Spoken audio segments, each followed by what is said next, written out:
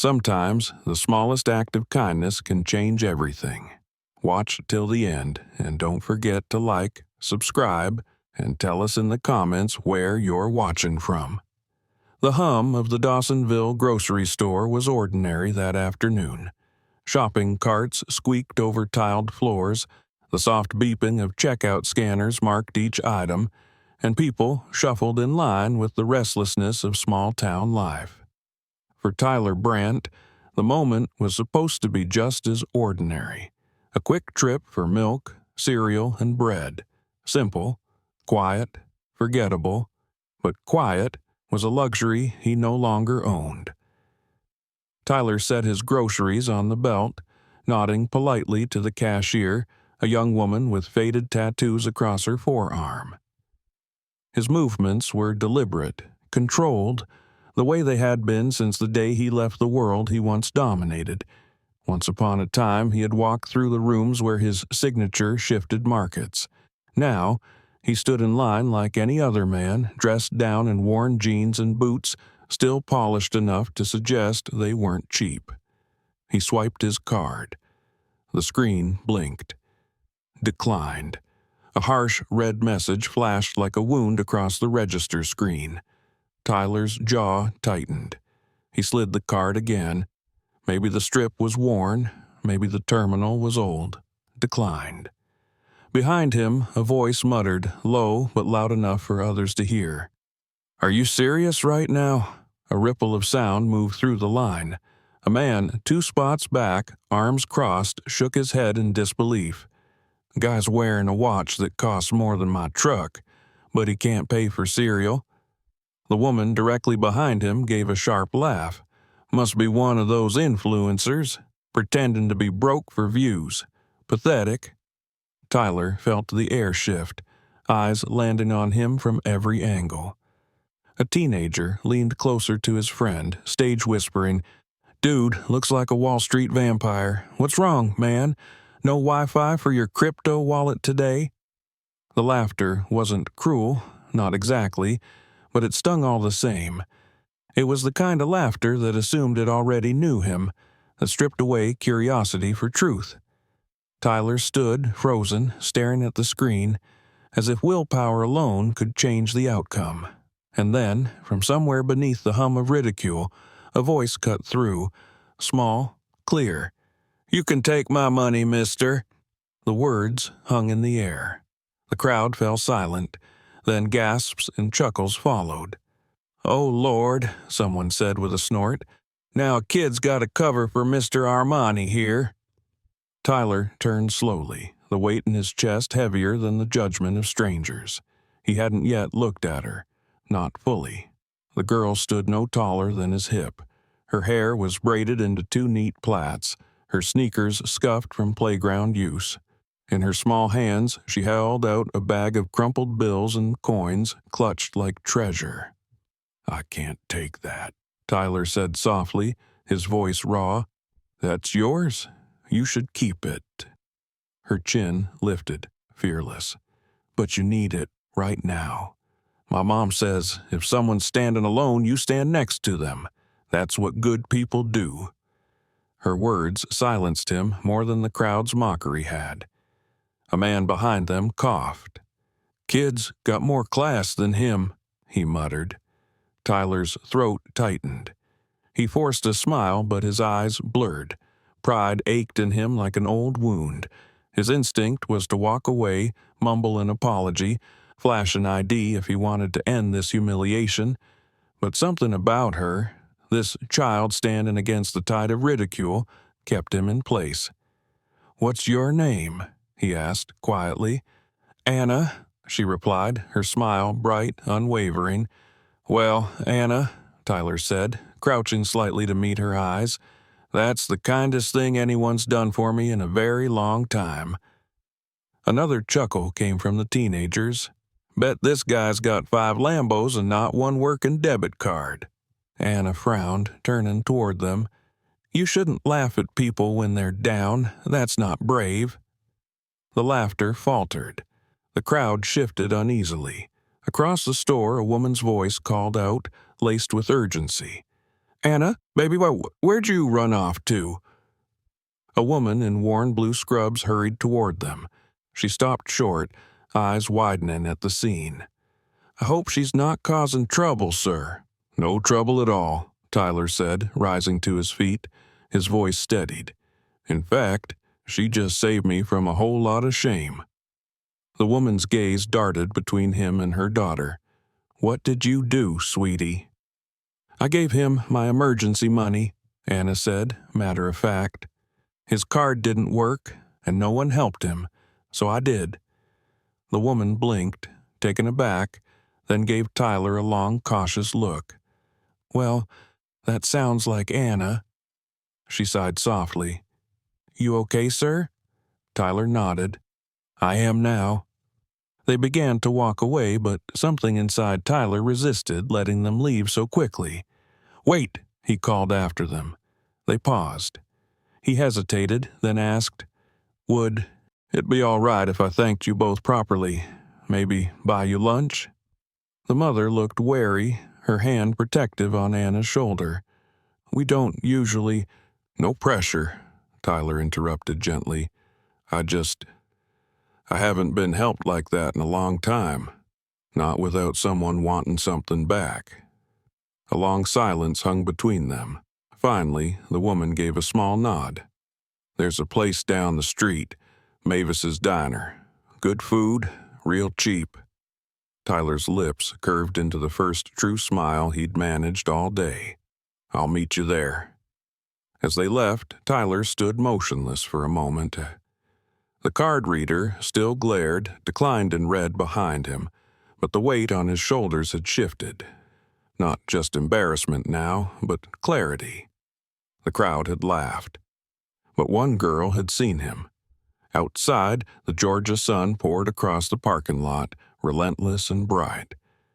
Tyler climbed into his dusty Chevy truck, but he didn't drive away. He sat there, staring out at the blue sky, thinking about Anna's words. You can take my money, mister. And in them, he heard something else. You still matter, even if they don't know who you are. Mavis's Diner smelled of fried chicken and sweet tea, the kind of place where the floors creaked and the coffee cups were chipped but always full. Tyler sat in a corner booth staring at his reflection in the dark surface of a half-empty mug. He wasn't sure why he'd come. Habit told him to retreat, to let the day fade into silence and vanish like every other encounter in his new life.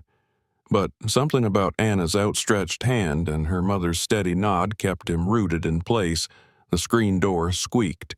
Anna skipped in first, ponytail bouncing, followed by her mother in her faded blue scrubs, Mara Johnson. She looked tired, her face framed by stray curls of hair that had slipped free from a long shift, but her eyes were sharp, measuring Tyler as if deciding whether to sit down at all. Tyler rose slightly, offering a polite nod. Glad you came. Mara slid into the booth across from him, Anna plopping down beside her. We don't usually take offers like this, Mara said carefully, her voice low and firm. But she wouldn't stop talking about it. Said you were kind. Tyler almost laughed at the irony. I think it's the other way around. A waitress with a notepad and a practiced smile approached. Evening, y'all. Sweet teas? 2, please, Mara answered. Anna piped up, and root beer for me. The waitress winked. Coming right up. When she left, an awkward silence fell. Tyler studied the table, running a finger along a scratch in the wood. I owe you both an apology, he said finally. That scene in the store, it shouldn't have involved you. Mara shook her head. You didn't ask for it. She's got her daddy's heart. Anna perked up. He always wanted to help people, even when we didn't have much. Tyler's eyes softened. Is he? Mara nodded. Gone. Car accident. 5 years now. He was a nurse. I've been doing it on my own ever since. The words landed heavy, not with self-pity but with the weight of someone who had carried more than her share. Tyler nodded slowly, not out of politeness, but out of recognition. He understood loss, the hollow that came when a voice you depended on went quiet. Anna leaned forward, chin resting on her hands. "Do you really not have money?" Tyler coughed, startled, then chuckled. "I do. Just not the right card today." Anna nodded solemnly, as though that made perfect sense. "Happens to Mom sometimes, too. The bank gets confused." Mara gave her daughter a look, then sighed with a faint smile.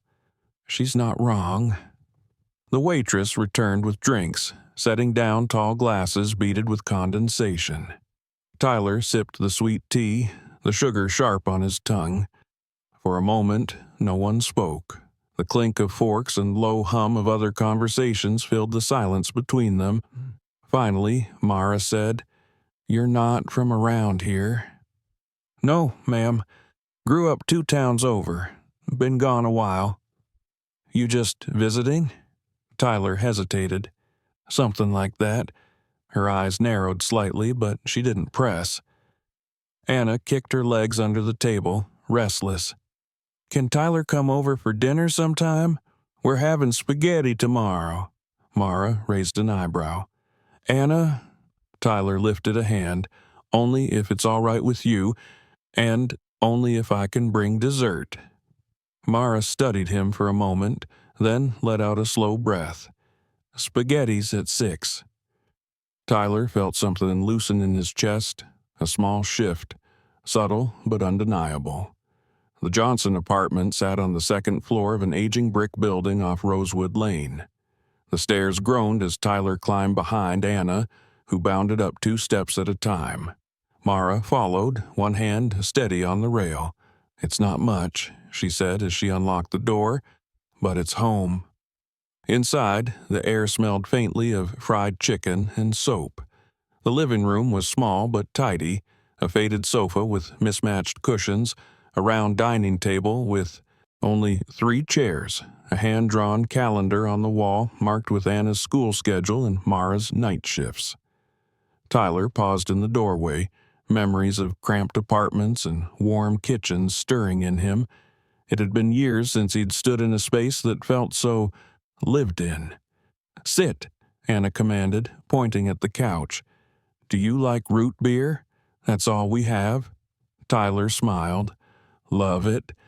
She darted into the kitchen, leaving Tyler and Mara alone. "You've raised a good kid," Tyler said softly. "Thank you," Mara replied. She crossed her arms, her expression unreadable. "She's a handful sometimes, but she's got a good heart. I just worry the world won't always be kind to it." Tyler leaned back.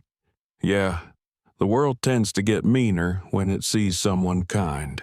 Her gaze lingered on him, sharper now. "So what's your story, Tyler?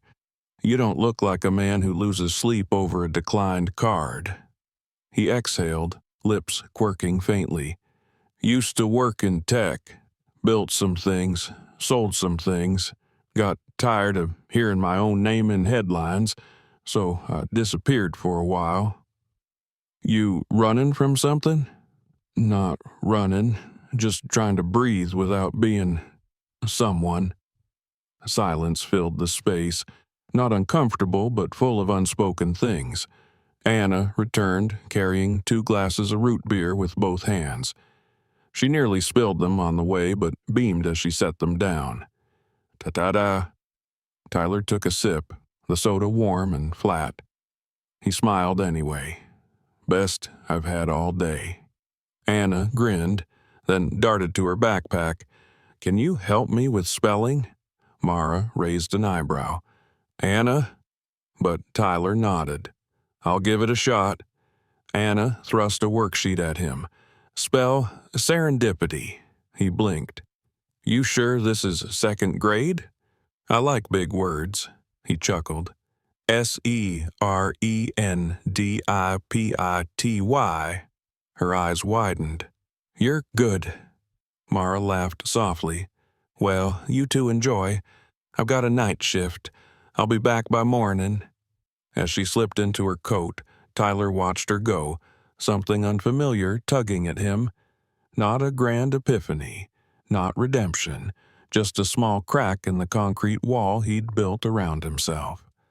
Anna flopped onto the sofa, crayons already spread out across the table. "You'll stay for dinner tomorrow, right? We're having spaghetti."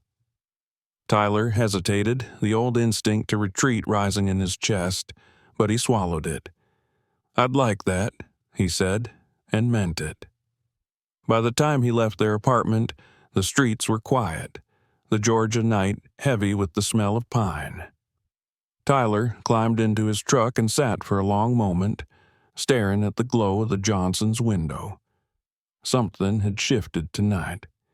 It wasn't redemption. It wasn't absolution. But it was a beginning. Tomorrow, he thought, tomorrow he would come back. The next morning, Tyler sat alone at the corner booth of Mavis's diner, a plate of cold eggs in front of him and a cup of coffee gone black from sitting too long. The world outside was already warming under the Georgia sun, but inside the air felt heavy. He hadn't planned to open his phone, but habit betrayed him. One swipe, and the screen lit with headlines, notifications, and something that made his stomach clench. He was everywhere. The video had been posted the night before, shaky footage from a customer in Dawsonville grocery. Grainy, but clear enough. Tyler's frozen face, the glaring red declined flashing on the card reader, the whispers, the laughter, the moment a little girl held out a handful of crumpled bills as if she were rescuing him from the gutter. The caption read, "When your billions don't work at checkout, Billionaire Blues." Another version looped his blank stare with circus music in the background. A meme showed him surrounded by Monopoly money raining from the ceiling. Comment threads ran thousands deep, each one more merciless than the last. Rich guy cosplay. Armani gone broke. Next up, Billionaires of Dawsonville, GoFundMe edition. Tyler closed the browser, jaw tight. He slid the phone face down on the table and forced himself to swallow a forkful of eggs. They tasted like cardboard. Two teenage boys in a booth nearby were scrolling on their phones, whispering not quietly enough. One tilted his screen toward the other. "Yo, isn't that the guy?" Tyler kept his eyes on his plate.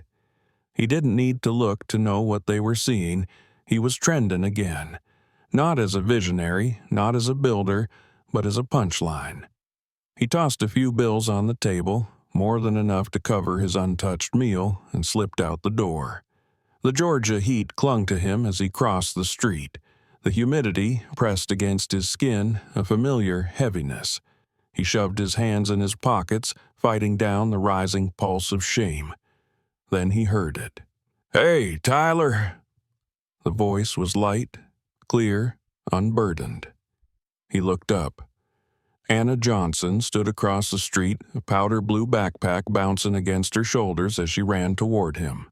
Her mother, Mara, followed at a slower pace, expression guarded. Anna skidded to a stop, holding something out in her hand. "You left your sunglasses yesterday."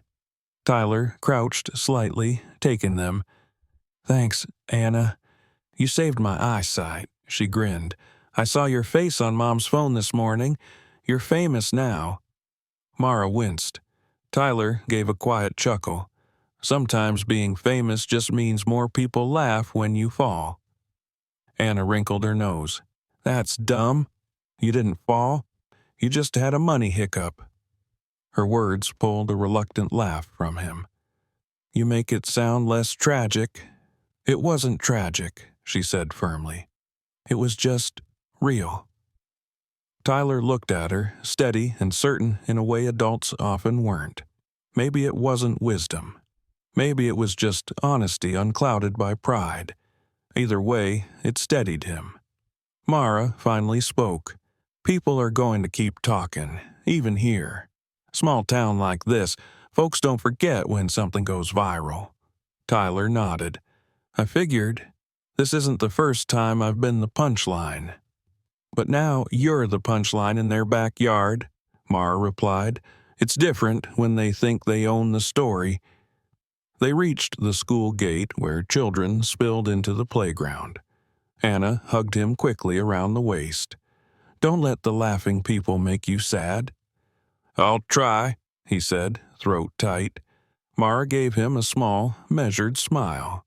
Come by for spaghetti tonight, if you're still brave.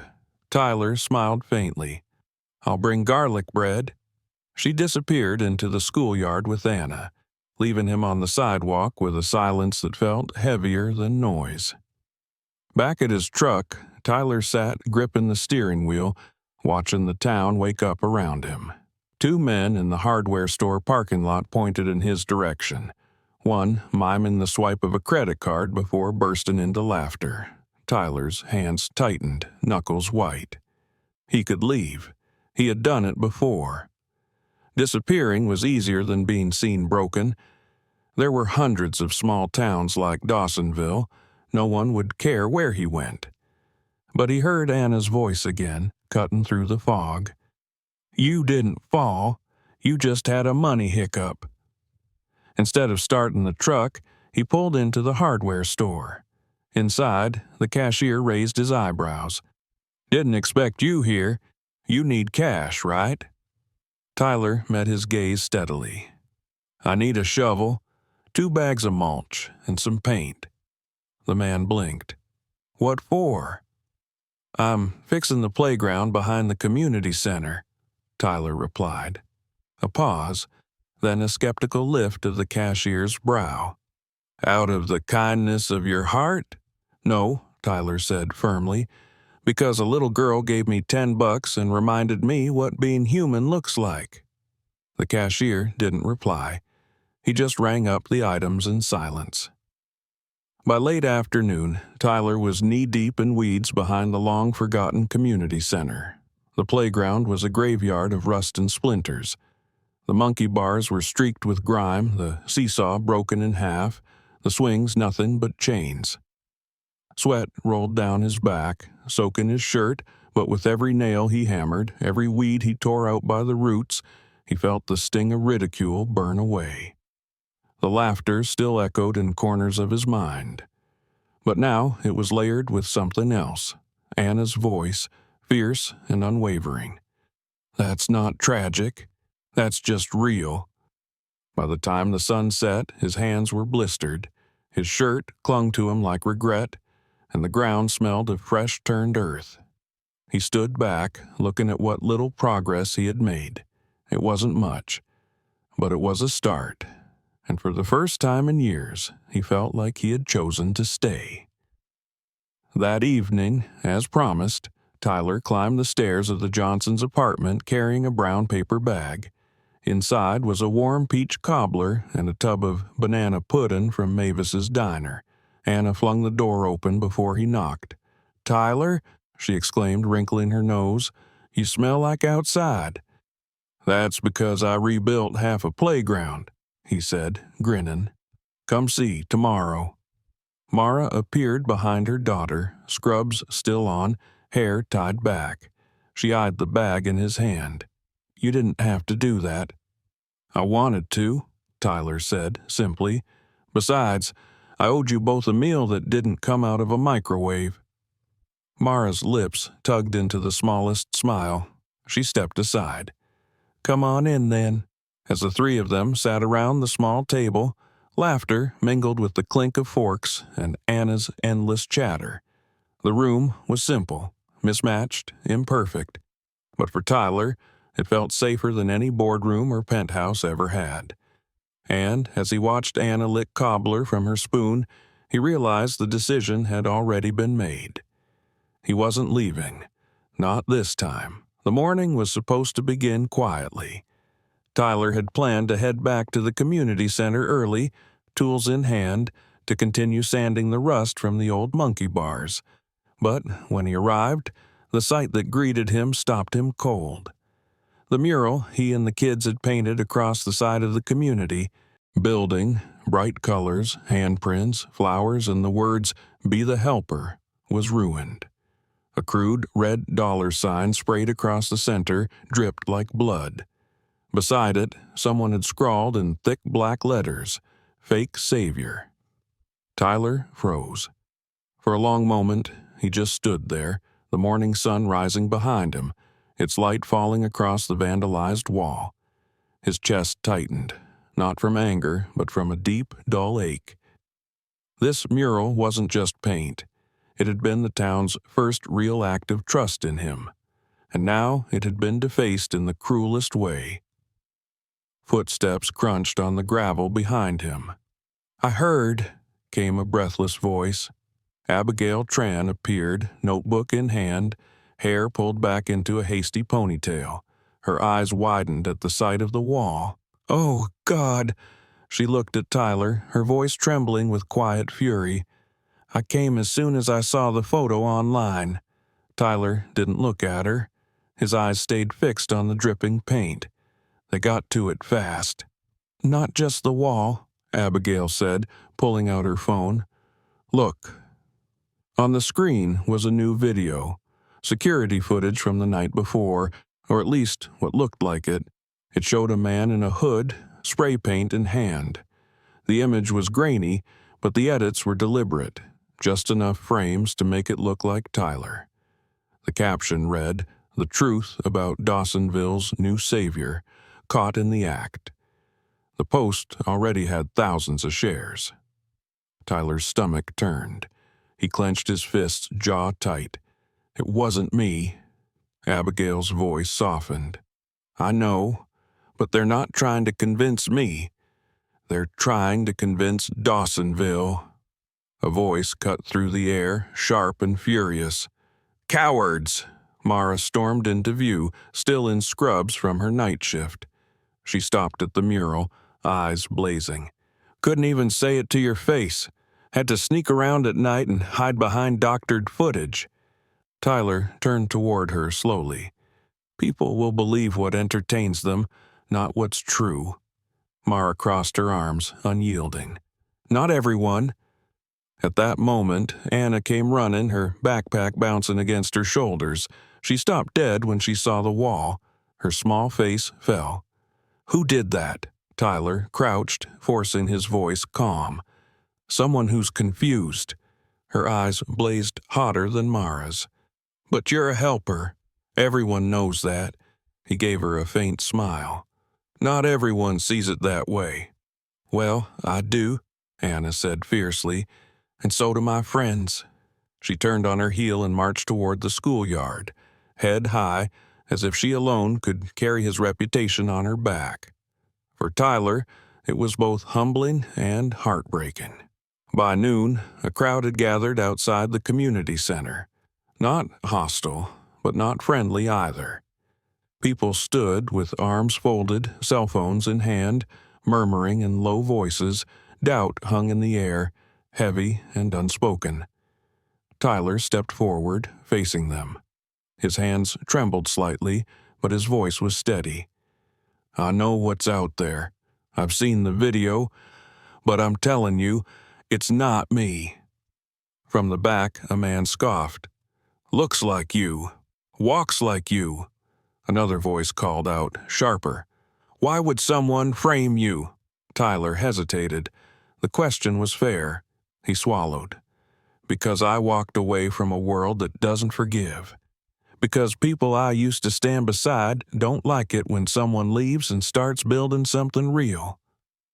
Murmurs rippled through the crowd, some skeptical, some thoughtful. Then Mara stepped forward, placing herself at his side. Her voice cut through the whispers, steady and unwavering. "My daughter and I were with him the night that mural was defaced. He brought us food, helped Anna with her science project. He wasn't out here painting walls." Abigail added her voice. "And I checked the metadata on the footage. It's been tampered with. Whoever posted it wanted you to believe it because they know Dawsonville listens to its own." The crowd grew quiet. Doubt didn't vanish, but something shifted. Finally, an older man in a ball cap stepped forward. Mr. Jenkins, the retired construction worker everyone in town knew. He cleared his throat. "I don't know much about tech tricks, but I know that kid." He pointed at Anna, who had returned just in time to clutch her mother's hand. "She wouldn't follow a liar, and I trust her judgment more than I trust some video made God knows where." Laughter rippled through the crowd, low and warm. The tension loosened. Anna squeezed her mother's hand, her chin lifted high. Tyler felt the weight on his chest shift just slightly, enough to breathe again. That afternoon, Tyler returned to the community center with supplies borrowed from inside. Paint cans, brushes, ladders. He didn't start painting right away. Instead, he stood in front of the wall, hands stained with yesterday's work, and turned to the people gathering around. "You want to help?" he asked simply. Word spread faster than he expected. Teens showed up with art kits, parents came with toddlers, retired veterans carried their weathered hands and quiet strength. Even Eli, the boy from the playground, came with a tray of watercolors. Together, they repainted the mural. Not just restored it, but made it new. Bright flowers stretched wider than before. Stars and bridges appeared, drawn by children's hands. Little stick figures holding hands marched across the wall, and beneath the original purple stone, someone painted bold white letters. "Truth always outlives the noise." By sunset, Tyler stood back, clothes splattered, hands raw. The mural was alive again. Not perfect, not untouched, but honest. Abigail stepped beside him, notebook closed, her eyes soft. "You should speak to the town. Say something official. Clear the air." Tyler shook his head slowly. "I've spent my life saying the right things, but maybe what I do here is louder." She studied him for a long moment, then nodded. "I'll write that down." That evening, as dusk settled, Tyler sat on the Johnsons' porch with Mara. Fireflies flickered in the lawn, their glow soft against the fading light. "The town's standing behind you," Mara said, handing him a glass of iced tea. He stared at it, thoughtful. "Some are, but others, they're still waiting, watching, waiting for me to crack." She sipped her tea. "Let them. We all crack eventually, but that's not the same as breaking." He looked at her, something soft in his expression. "You believe in me?" "I believe in what I've seen," Mara said firmly. "Not what I've read, not what's whispered, what I've seen." For the first time that day, Tyler allowed himself to breathe fully. Inside, Anna's voice rang out as she practiced her spelling words, shouting them proudly into the small apartment. Tyler leaned back, pressing his hand against his pocket where the purple stone rested. The mural wasn't the only thing rebuilt today. Something inside him had been too, but he knew the fight wasn't over. This was only the beginning. It covers the vandalism, the false video, the confrontation with townspeople. The years passed quietly, though not without their ripples. The world outside Dawsonville continued spinning fast. Headlines about markets rising and crashing, billionaires feuding, new inventions promising to change everything. But inside this small Georgia town, life moved differently. Slower, more deliberate.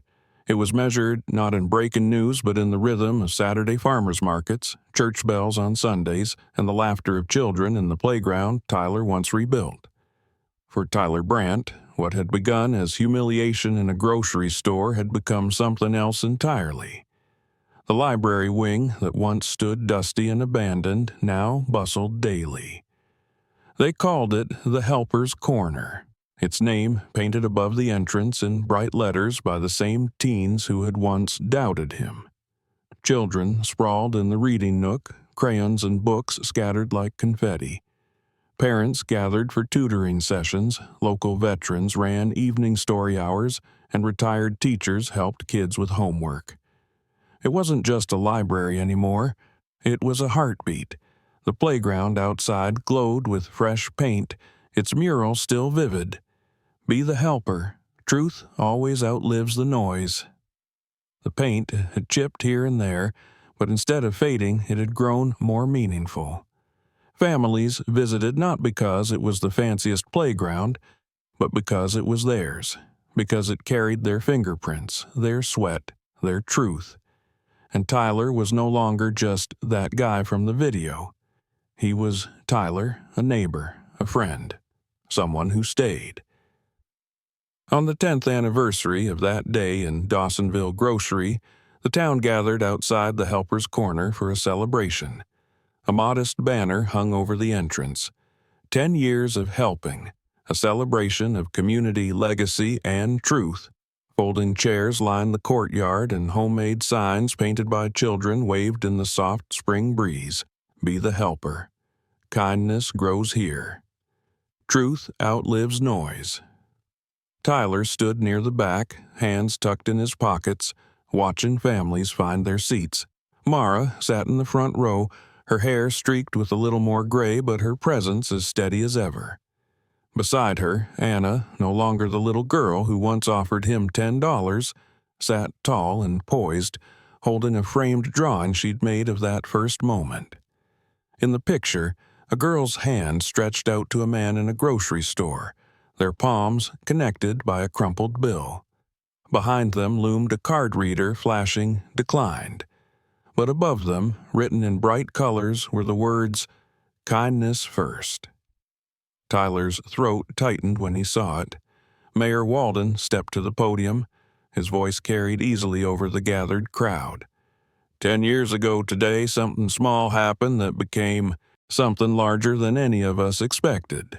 A little girl offered kindness to a stranger. And that stranger reminded us all what helping looks like when it's lived, not spoken. Today, we honor what has grown since then. He turned toward Tyler, gesturing. We honor the man who stayed. The applause rose, warm and sustained. Tyler felt his chest ache, not with shame this time, but with gratitude. Slowly, he stepped forward, a purple stone Anna had once given him warm in his pocket. He cleared his throat, scanning the crowd. I came here not expecting a monument, he began. His voice was quiet, but the hush of the crowd carried it. I came here because a little girl handed me $10 when my card failed. That moment did two things. It fed my hunger, sure, but more than that, it fed a part of me I didn't realize was starving. Murmurs of recognition passed through the crowd. I've lived a life chasing headlines, applause, bottom lines, Tyler continued. But none of that ever changed me. What changed me was staying. Staying here, fixing a playground, painting a wall, reopening a library, eating spaghetti at a table with mismatched chairs. That changed me. You changed me. He glanced toward Anna, who met his gaze with a smile steadier than any applause. This corner isn't about me, he said, voice firm. It's about the truth that helping matters, that community matters, and that no act of kindness is ever too small to change a life. Applause broke out again, louder this time, the sound rolling across the courtyard like a tide. Anna ran up, throwing her arms around his waist in a fierce hug. We built this, she whispered. Tyler knelt, hugging her back. No, Anna, you built me. Later that evening, when the chairs had been folded away and the banner rolled up, the town drifted home. But Tyler lingered. He sat on the same wooden bench that had once faced the first mural, the purple stone turning in his fingers. The courtyard was quiet now, fireflies flickering in the warm dusk. Mara joined him, sitting beside him with a soft sigh. You ever regret it? Staying? Tyler looked at her, then out at the library glowing softly behind them. I thought I did once, but not anymore. She smiled faintly. Good, because you belong here. Anna bounded out of the library, barefoot, holding the framed drawing tight to her chest. "We changed it," she said breathlessly, holding it out. Tyler took the frame, studying it.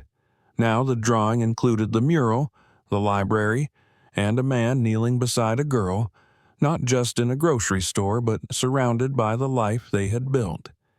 He felt his throat close as he brushed his fingers over Anna's hair. "You changed me," he whispered again. Together, the three of them sat as the courthouse clock tower rang in the distance, steady and timeless. The world outside Dawsonville might never understand. To some, Tyler would always be a meme, a punchline, a man disillusioned by the red glare of declined. But here, in this town, he was more. Here, he was proof that legacies aren't built on wealth or fame. They're built on kindness, on community, on choosing to stay. The purple stone lay warm in his palm, not just a reminder anymore, but a testament. And as Anna leaned her head against his shoulder and Mara's hand slipped into his, Tyler knew the truth at last. Home wasn't something he had lost. It was something he had finally built. If this story touched you, share it with someone who needs hope today. Don't forget to like, subscribe, and leave a comment. We'd love to hear your thoughts.